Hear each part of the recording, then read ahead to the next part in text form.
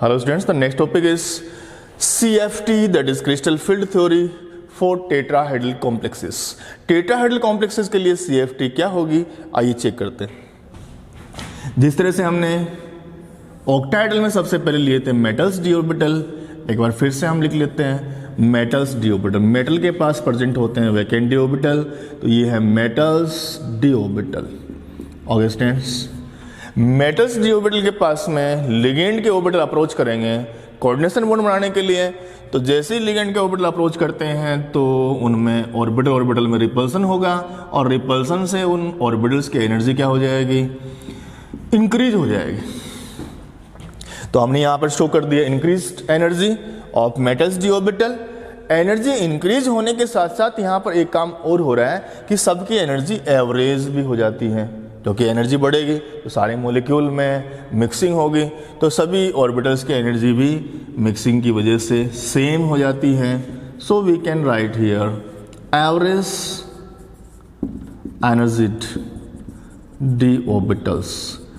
ये जो ऑर्बिटल हैं ये है एवरेज एनर्जी डी ऑर्बिटल की, तो इनकी एनर्जी एवरेज हो गई है प्लस एनर्जी बढ़ गई है। ओके स्टूडेंट्स, अब जब लिगेंड और ज़्यादा अप्रोच करेंगे और पास में आएंगे मेटल के डी ऑर्बिटल के साथ में, तो फिर ये डी ऑर्बिटल क्या हो जाएंगे, स्प्लिट हो जाएंगे।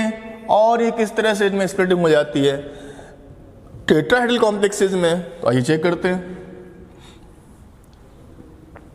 5 में से 3 ऑर्बिटल चले जाते हैं इस बार ऊपर की तरफ, और 2 ऑर्बिटल हो जाते हैं कम एनर्जी के। 5 में से 3 हो गए अब की बार ज़्यादा एनर्जी के, और 2 ऑर्बिटल हो गए हैं कम एनर्जी के। ये जो एनर्जी गैप आपको दिखाई दे रहा है, this is known as CFSE, crystal field splitting energy और crystal field stabilization energy.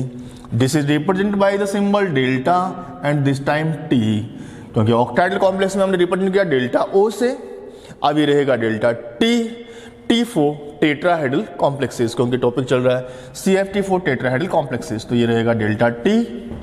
Okay students, अब हम देखेंगे यहाँ पर कि जो एनर्जी का गैप है प्लस की और माइनस की, क्या वो सेम है? बिल्कुल, जितना एनर्जी प्लस की पॉजिटिव एनर्जी है उतनी ही एनर्जी किसके स्टूडेंट्स, माइनस की है। तो प्लस की एनर्जी इस बार कितनी हो जाएगी, प्लस की एनर्जी इस बार हो जाएगी प्लस 0.4 डेल्टा T और माइनस की हो जाएगी 0.6 डेल्टा T। आप देख सकते हैं दोनों एनर्जी इक्वल है। यदि 0.4 को आप 3 से मल्टीप्लाई करेंगे, 3 ऑर्बिटल यहाँ पे अवेलेबल है, तो आएगा प्लस का 1.2, और ऐसे 0.6 को आप 2 से मल्टीप्लाई करेंगे तो यहाँ पे आंसर आएगा माइनस का 1.2। तो plus 1.2 minus 1.2, positive energy negative energy दोनों यहाँ पर इक्वल है। जितनी एनर्जी प्लस की होती है उतनी ही होती है माइनस की। Okay students, now these 2 orbitals are known as E orbital and these orbitals are known as T2 orbital।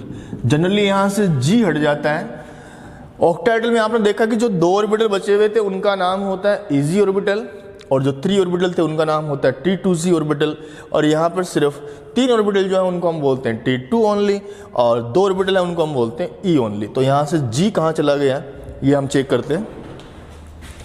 Octahedral complex में हम यूज कर रहे थे G को, इसका रीजन क्या था, क्योंकि ऑक्टाहेड्रल कॉम्प्लेक्स की ज्योमेट्री होती है कुछ इस तरह से। ये ऑक्टाहेड्रल कॉम्प्लेक्स होता है जिसमें सेंट्रल में होता है मेटल और चारों तरफ वो लिगेंड से घिरा होता है। तो ये सिमेट्रिक ज्योमेट्री आप देख पा रहे हैं। यहाँ पे आप इसको बीच में से यहाँ से काटें तो बराबर टुकड़े यहाँ पर होते हैं। तो ये ज्योमेट्री सिमेट्रिक है, और सिमेट्रिकली यहाँ पर G काम ले तो G फॉर जीरेड, जीरेड का मतलब होता है सिमेट्रिक। तो ऑक्टाहेड्रल कॉम्प्लेक्स में हमने G यूज किया क्योंकि वो कॉम्प्लेक्स कैसा था, सिमेट्रिक था। लेकिन टेट्राहेड्रल कॉम्प्लेक्सेस में क्या होता है, लिगेंड मेटल के साथ में कुछ इस तरह से जुड़ा होता है कि ये लिगेंड जो है ये सारे प्लेन में नहीं है, ये आउट ऑफ प्लेन है। ये मतलब कुछ लिगेंड यहाँ पे आउट ऑफ प्लेन है, 1-2 प्लेन में है। मीन्स ये कंपाउंड जो है इसको आप बीच में से काटेंगे कहीं से तो उसके बराबर टुकड़े नहीं होंगे। So this is the ungeared complex, geared नहीं है, सिमेट्रिक नहीं है। तो टेट्राहेड्रल कॉम्प्लेक्सेस में हमें इनका नाम देते टाइम G यूज नहीं करना है। T2G को हम बोलेंगे ओनली T2 और EG को हम बोलेंगे ओनली E। G का मतलब जीरेड होता है जो कि symmetric complex that is octahedral complex में अप्लाई होगा। ओके स्टूडेंट्स, नेक्स्ट अगली बात यह है कि यहाँ पर ऑक्टाहेड्रल कॉम्प्लेक्स में जब हमने देखा ईजी ऑर्बिटल, 2 ऑर्बिटल ऊपर गए थे स्प्लिटिंग के टाइम और 3 ऑर्बिटल थे कम एनर्जी के, 2 ऑर्बिटल थे हाई एनर्जी के।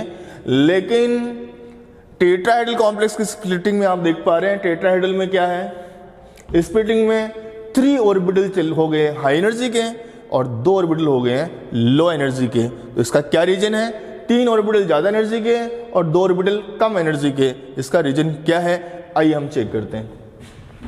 जो डी ऑर्बिटल्स हैं वो जनरली 2 टाइप के होते हैं, 2 टाइप के होते हैं डी ऑर्बिटल। एक तो वो होते हैं जिनकी लॉब्स कहाँ होती है, लॉब्स ऑन द एक्सेज होती है, lobes on the axes present होती हैं। और एक ऐसे होते हैं जिनकी लॉब्स कहाँ होती है, बिटवीन द एक्सेज प्रेजेंट होती है। ओके स्टूडेंट्स, जिनकी लॉब्स ऑन द एक्सेज होती है वो ऑर्बिटल होते हैं D x square Y square और D Z square. Okay students, और ऐसे ऑर्बिटल डी ऑर्बिटल जिनकी लॉब्स बिटवीन द एक्सेज होती है वो होते हैं D x Y, D Y Z और डी एक्स जेड। मतलब इनकी जो लॉब्स होती हैं डबल डम्बल एक्स वाई के बीच में, वाई जेड के बीच में, एक्स जेड के बीच में। और यहाँ पर d x square Y square d Z square, ये 2 ऑर्बिटल ऐसे हैं जिनकी lobe on the axis present होती है। ओके, तो जब यहाँ पे लिगेंड अप्रोच करेंगे तो हम देख पा रहे हैं यहाँ पे आप कोई एक्सिस अप्लाई नहीं कर पाओगे, ये भी सेम एक्सिस पर नहीं है क्योंकि ये एक्सिस यहाँ तक चलेगी, फिर ये जो आगे वाला लिगेंड है आउट ऑफ प्लेन निकला हुआ है, तो इसमें कोई एक्सिस एक्स वाई जेड हम अप्लाई नहीं कर सकते हैं। आप देख पा रहे यदि हमने एक्स वाई जेड लगा भी दी, सपोज ये एक्स एक्सिस है, ये वाई है और ये जेड है, तो ये लिगेंड कहाँ से अप्रोच कर रहे हैं, आप देख रहे हैं एक्सिस के बीच में से आ रहे हैं।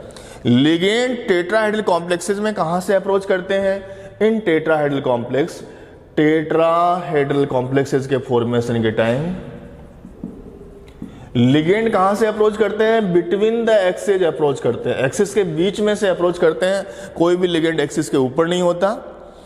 तो जब टेट्राहेड्रल कॉम्प्लेक्स बनेगा ligand between the axes approach करेंगे तो बोलो कौन से वाले ऑर्बिटल को प्रॉब्लम होगी, कौन से वाले ऑर्बिटल रिपेल होंगे, ऐसे ऑर्बिटल जिनकी लॉब्स बिटवीन द एक्सेज होती है, जैसे कि d x Y, D Y z, d x z, इनकी लॉब्स बिटवीन द एक्सेज होती है। और टेट्राहेड्रल कॉम्प्लेक्स में लिगेंड भी कहां से अप्रोच करते हैं, बिटवीन द एक्सेज। तो ये 3 ऑर्बिटल जिनकी लॉब्स बिटवीन द एक्सेज होती हैं ये रिपेल होकर के ज्यादा एनर्जी के हो जाएंगे, तो बाकी बचे हुए 2 ऑर्बिटल कम एनर्जी के हो जाएंगे। इसलिए जब टेट्राहेड्रल कॉम्प्लेक्स की स्प्लिटिंग होती है तो 3 ऑर्बिटल हो जाते हैं हाई एनर्जी के। तो ये 3 ऑर्बिटल कौन से हैं, D x Y, D Y z and d x z. और जो 2 ऑर्बिटल कम एनर्जी के अवेलेबल हैं वो कौन से हैं, वो है d x square Y square, d Z square, क्योंकि उनकी लॉब्स ऑन द एक्सेज हैं इसलिए वो रिपेल नहीं हुए, कम एनर्जी के हो गए। क्योंकि दूसरे ऑर्बिटल जिनकी लॉब्स बिटवीन द एक्सेज हैं और लिगेंड ने भी वहीं से अप्रोच किया तो वो हो गए ज्यादा एनर्जी के। ओके स्टूडेंट्स, तो इस तरह से टेट्राहेड्रल कॉम्प्लेक्सेस की स्प्लिटिंग में आपको याद रखना है कि जैसे ही मेटल के डी ऑर्बिटल के पास में लिगेंड अप्रोच करता है तो वो ऑर्बिटल हाई एनर्जी के हो जाते हैं, ये हमने ऊपर करके इसको शो कर दिया, प्लस एवरेज एनर्जी के हो जाते हैं। ओके स्टूडेंट्स, और उसके बाद में जैसे ही लिगेंड यहाँ पर और ज्यादा अप्रोच करता है, करीब आता है, क्लोजेस्ट आता है, तो फिर क्या होगा, तो फिर डी ऑर्बिटल हो जाते हैं स्प्लिट और यहाँ 3 ऑर्बिटल चले जाएंगे हाई एनर्जी के जिनको हम बोलते हैं T2, 2 ऑर्बिटल चले जाएंगे लो एनर्जी में जिनको हम बोलते हैं E, और T2 और E के बीच का जो एनर्जी गैप है उसको हम बोलते हैं CFSE, that is crystal field stabilization energy और क्रिस्टल फील्ड स्प्लिटिंग एनर्जी। तो हम किस तरह से CFSE को कैलकुलेट करेंगे ये देखेंगे हम नेक्स्ट लेक्चर में। Thank you so much.